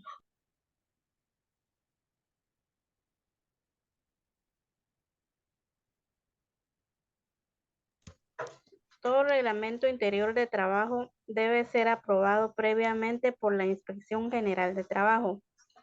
Debe ser puesto en conocimiento de los trabajadores con 15 días de anticipación a la fecha en que va a comenzar a regir. Debe imprimirse en caracteres fácilmente legibles y ha de tener constantemente colocado por lo menos en 2 de los sitios más visibles del lugar de trabajo, o en su defecto ha de suministrarse impreso en un folleto a todos los trabajadores de la empresa de que se trate. Las disposiciones que contiene el párrafo anterior deben observarse también para toda modificación o derogatoria que haga el patrono del reglamento interior de trabajo. Entonces, miren, este procedimiento es tanto para crear el reglamento como para modificar o derogar el reglamento interior de trabajo. Entonces, básicamente se realiza el reglamento interior de trabajo por parte del patrono. Este tiene que ser autorizado por la inspección de trabajo, y una vez autorizado por la inspección de trabajo, se tiene que poner en conocimiento de los trabajadores 15 días antes de que entre en vigencia. Aquí podemos hacer de varias formas. Puede ser que hiciéramos reuniones de los trabajadores donde les expongamos el reglamento para dárselos a conocer. También lo podemos colocar por lo menos en 2 lugares visibles de la empresa. O en su defecto establece la ley, también se le pueden traer una copia a cada uno. ¿Se acuerdan de lo que yo les decía? En el trabajo de mi papá en la refinería, a ellos el sindicato les daba una copia del pacto colectivo, pero el patrono, la refinería, les daba una copia a cada trabajador cuando entraba a trabajar de su reglamento interior. Entonces, yo les digo porque yo lo vi físicamente en mi casa, yo lo leía cuando era niño. A mí me ponía a leer el pacto y el reglamento. Los 2 documentos tenía mi papá ahí. Entonces, tanto el patrono como el sindicato cumplían, ¿verdad? Con darle al trabajador una copia del respectivo documento. Ese es el pacto en el caso del sindicato y el reglamento en el caso del trabajo. ¿Estamos bien? Artículo 60. ¿Qué debe contener el reglamento interior de trabajo? Que hay un montón de incisos, jóvenes. Los vamos a tener que leer, pero ya queda poquito. Entonces, ¿qué debe contener el reglamento interior de trabajo? Fíjense, pues pongan atención. El reglamento interior de trabajo debe contener. Aquí no están marcadas en ese primer párrafo, pero yo sí les puse marquitas, les puse unos asterisquitos pequeños ahí. Entonces, miren, la primera, reglas de orden técnico y administrativo necesarias para la buena marcha de la empresa. Punto y coma, hasta ahí llegan, ¿eh? Entonces debe contener, primero, las reglas de orden técnico y administrativo necesarias para la buena marcha de la empresa. 2, las relativas a la higiene y seguridad en las labores, como indicaciones para evitar que se realicen riesgos profesionales e instrucciones. Bueno, ahí ya viene la otra. Entonces, miren, las normas relativas a la higiene tiene que ver con la limpieza, ¿verdad? Con la limpieza. Y la seguridad no se refiere a la seguridad, digamos, a los guardias de seguridad, sino que se refiere a la seguridad industrial, ¿verdad? Los gringos tienen palabras diferentes, nosotros pues seguridad, pero los gringos tienen palabras diferentes. En inglés, digamos, la seguridad, la de los guardias de seguridad se llama security. Y la seguridad, digamos, ocupacional, la seguridad industrial, digamos, esa se llama safety. Yo no pronuncio bien el inglés, ¿verdad? Pero ustedes me entienden. Entonces, aquí nos estamos refiriendo a la safety, a la seguridad ocupacional, esa seguridad que la utilizamos para evitar accidentes, para evitar riesgos profesionales. Entonces, miren, el reglamento interior de trabajo tiene las normas relativas a la seguridad y a la higiene de los trabajadores. Fíjate, pues en el trabajo de mi papá en la refinería era bien especial. Él depende del trabajo que iba a hacer. Él tenía que ir al cuarto de control a que le autorizaban el trabajo. Y depende del trabajo que iba a hacer, había diferentes boletas que él tenía que llenar y diferentes requisitos. Entonces, por ejemplo, habían unas boletas blancas que eran para trabajos normales. Habían otras boletas que eran para trabajos en espacios confinados, en lugares muy pequeños, reducidos. Habían otras que eran para trabajo en altura. Habían otras que eran para trabajo en tanques, adentro de los tanques, digamos. Entonces, y cada una tenía que cumplir sus requisitos, pero por darles un ejemplo, mi papá iba a trabajar una máquina, de las normales, de boleta blanca. Entonces él llegaba, sacaba su permiso, ese permiso lo firmaba mi papá y se lo tenía que autorizar el jefe de control, el jefe de turno, digamos, ¿verdad? Que era el jefe del cuarto de control. Entonces ya él venía y se iba con mi papá a la máquina que iban a trabajar. El switch, digamos, para encender y apagar la máquina tenía una tapadera. Abrían la tapadera, se aseguraban de que la máquina estuviera apagada, le ponían unos seguros, luego cerraban la tapadera y esa tapadera le ponía un candado a mi papá y el otro candado se lo ponía el jefe de turno. Entonces, miren, era físicamente imposible prender esa máquina porque el switch estaba totalmente bloqueado de varias. Mi papá trabajaba la máquina. Cuando ya terminó y tenía que arrancarla para probarla, entonces va con el jefe de turno, llena una boleta para indicarle que ya terminó de trabajar y que va a probarla, van, quitan los candados, quitan los seguros y prenden la máquina. Arrancó la máquina, todos felices, entonces ya se da por terminado el trabajo. Y ustedes dirán, bueno, pero qué exagerados, ¿no? Exagerados, o sea, es un montón de control.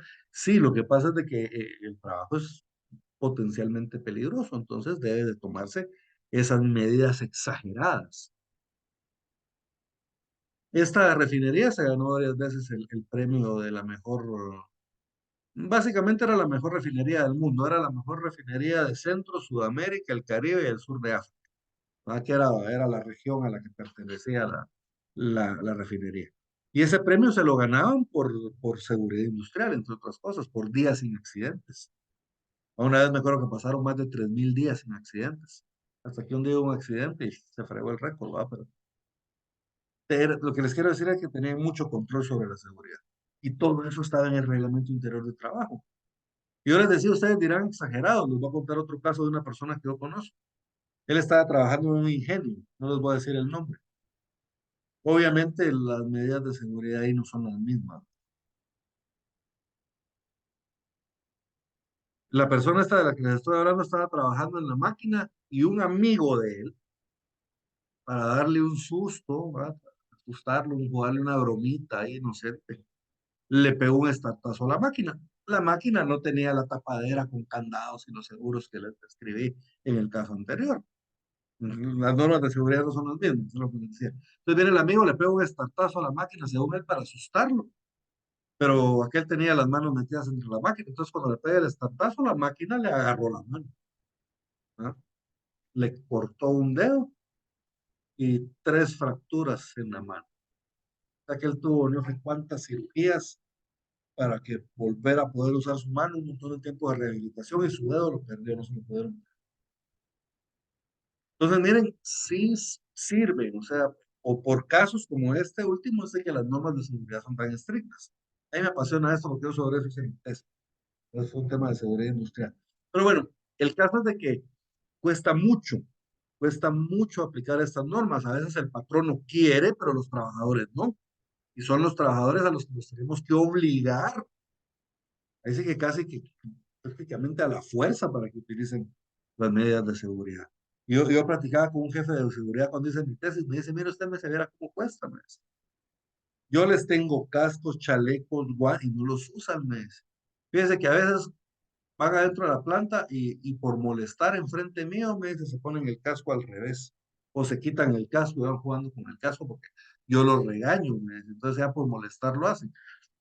Entonces, cuesta mucho inculcar, digamos, en la refinería, desde que entraban a la refinería era algo que les inculcaban y se los metían y al final llegaba a ser parte del día a día de ellos, pues ya para ellos acatar esas normas de seguridad era algo normal, ¿verdad? Su día a día.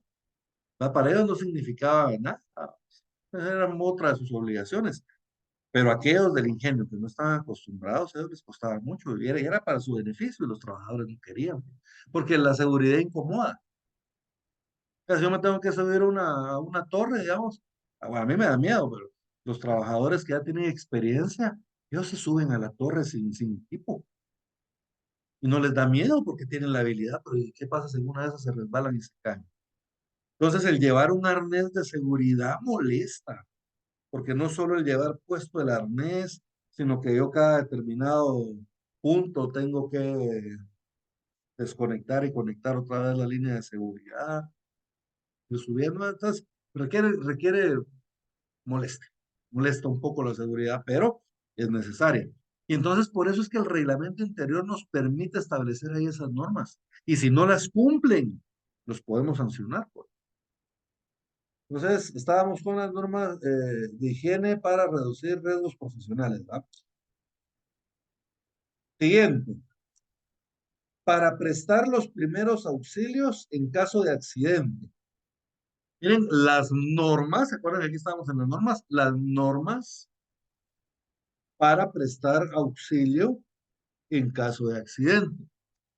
Fíjense que en el caso de refinería era bien especial porque los trabajadores, aparte de la profesión a la que estaban, a la que se dedicaban, la refinería los entrenaba en un montón de aspectos. Por ejemplo, mi papá, dentro de los cursos, diversos cursos que sacó, mi papá es bombero certificado de Texas A&M, ¿va? Que es una universidad de, de Texas, en Estados Unidos. Entonces la refinería le pagó el curso a él y a un ingeniero, ellos fueron a certificarse como bomberos industriales, a pagar diferentes tipos de fuego, etcétera. Y así como se fue mi papá, habían varios trabajadores. Mi papá era el encargado de la motobomba, por ejemplo, cuando había una emergencia. Ese era el rol que él ya tenía designado en las emergencias. Entonces, en el reglamento estaban todas las normas que tenía que hacer cada quien en caso de una emergencia. Era increíble, yo vi un par. Yo vi cómo se cayó una grúa una vez ahí adentro de la refinería. A pesar de que tenían unas normas muy estrictas, sucedían accidentes. Imagínense si no hubieran habido esas normas. Esa vez, afortunadamente, nadie salió herido. Solo fueron daños materiales. Una grúa enorme se volteó completamente, cayó. Y cuando fue yo estaba tomando agua, me fueron en la puerta del taller. Pero yo minutos antes, yo vi cuando la grúa entró, de hecho pasó enfrente de mí. Entonces yo salí de la planta, fui a tomar agua y cuando de repente solo vi que la grúa... Ay, cuando pasó eso, en la refinería, los trabajadores, digamos, permanentes de la refinería utilizaban un uniforme azul y un casco amarillo. Y los trabajadores por contrato, ellos pues no utilizaban uniforme, ¿va? Y utilizaban cascos blancos o verdes. Entonces, la norma era que cuando había un accidente, todos los cascos blancos y verdes tenían que salir de la planta, pero todos los cascos amarillos tenían que entrar a la planta, cubrir la emergencia, porque ellos estaban capacitados para eso. Entonces, miren, esas normas también están establecidas en el reglamento interior del trabajo. Luego, y en general, todas aquellas otras que se estimen necesarias para la conservación de la disciplina y el buen cuidado de los bienes de la empresa. Pues miren, cualquier otra norma de disciplina, ¿no? Comportamiento de los trabajadores y normas para cuidar los bienes de la empresa.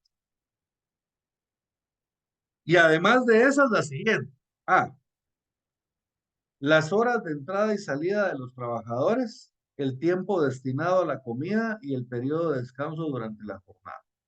B, el lugar y el momento en que deben comenzar y terminar las jornadas de trabajo.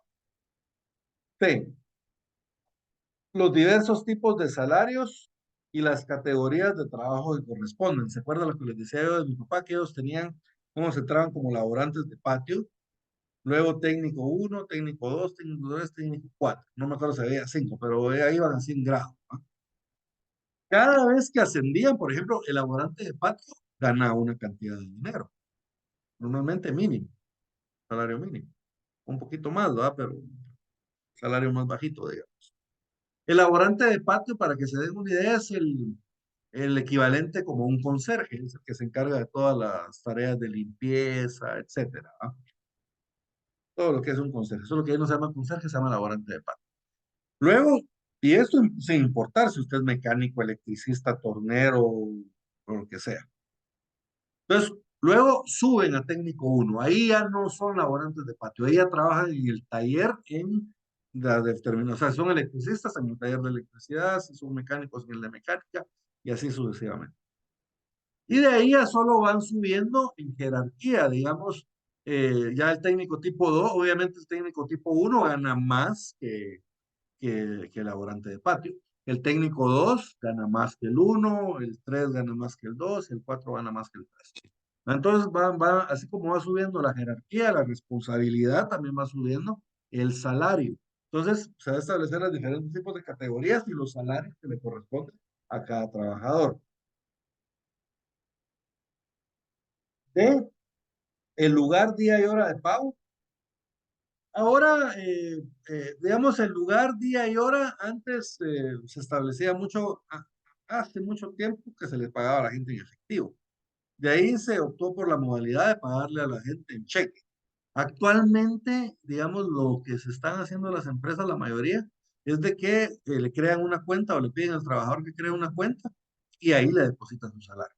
Entonces, pero se determina la hora, el día, por lo menos el día y la hora en que se debe pagar el salario.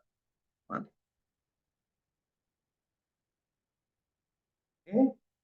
Las disposiciones disciplinarias y procedimientos para aplicar. Recuerden, miren las disposiciones disciplinarias, cuáles son las sanciones que yo puedo aplicar a los trabajadores y cuáles son los procedimientos que voy a aplicar para dichas sanciones. De viene una prohibición. Se prohíbe descontar suma alguna del salario de los trabajadores en concepto de multa. O sea, yo no les puedo poner multa a los trabajadores. Ah, mire, usted vino tarde, le voy a poner una multa de 25 quetzales. No se puede, es ilegal, ¿verdad? Ahora, lo que sí puedo es ponerle una suspensión sin goce de salario. O sea, lo suspendo, o sea, que no llegue a trabajar, pero tampoco le voy a pagar, ¿no? Porque estoy mandando de vacaciones, ¿no? La suspensión de trabajo sin goce de salario no debe ejecutarse por más de 8 días, ni antes de haber oído al interesado y a los compañeros de trabajo de que éste indique. Tampoco podrá imponerse sanción, sino en los casos expresamente previstos en el respectivo reglamento. Entonces, esto es importante. Miren, en el reglamento tenemos que colocar nosotros cuáles son los casos en que vamos a sancionar, porque fuera de estos casos no vamos a poder sancionar. F. La designación de las personas del establecimiento ante quienes deben presentarse las peticiones de mejoramiento o reclamos en general y la manera de formular unas y otras. Y G, las normas especiales pertinentes a las diversas clases de labores de acuerdo con la edad, el sexo y los trabajadores. Y las normas de conducta, presentación y compostura personal que estos deben guardar según lo requiera la índole del trabajo. ¿Alguna duda con los reglamentos interiores de trabajo, jóvenes? No, ninguna. Entonces, miren, eso serían las formas de normación colectiva,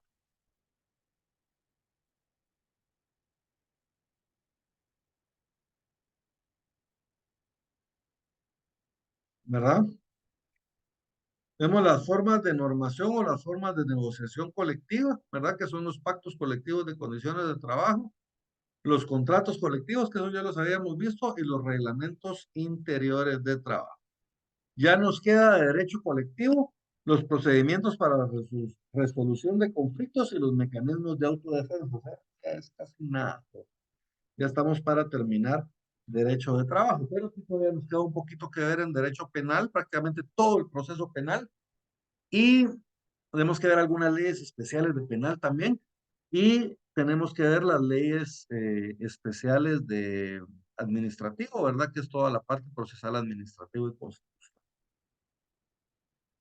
Muy bien, jóvenes. Entonces, con eso estaríamos terminando las pautas de normación colectiva. Ahora, vamos a terminar la clase el día de hoy por acá, jóvenes. Yo tengo un compromiso más tarde, entonces les voy a pedir favor terminarla aquí el día de hoy y nos vemos el día de el otro sábado a las 2 de la tarde. Vamos a tratar de empezar a las 2 de la tarde porque yo quiero regresar ya a trabajar, digamos, ya vamos a terminar laboral, entonces yo quiero trabajar mediodía penal y mediodía administrativo, o sea, volver a trabajar 2 clases en el mismo día. Esa es la idea. Pero para que eso lo podamos aprovechar bien, tenemos que tratar de empezar a las 2. Entonces voy a hacer yo lo posible por empezar a las 2 de la tarde para que podamos aprovechar el tiempo y podamos ya partir el periodo, digamos, en dos, utilizar uno para penal y el otro para... ¿Estamos bien? Sí, Sí, gracias. Muy bien, entonces yo mañana les voy a estar mandando al chat la lista de reproducción con los videos de la fase pública. no, Entonces, que pasen feliz Gracias. tarde, jóvenes, se me cuidan. es tarde. Feliz tarde. Adiós. Adiós.